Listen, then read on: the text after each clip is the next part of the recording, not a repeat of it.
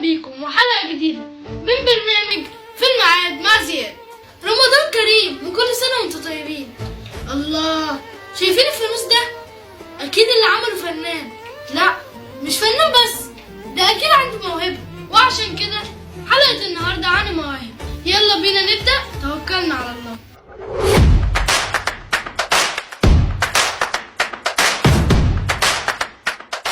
في ناس كتير عايشة من غير ما تعرف هي شاطرة في ايه، عشان مفيش حد دعمهم وعرفهم اللي بيحبوه ده ليه قيمة.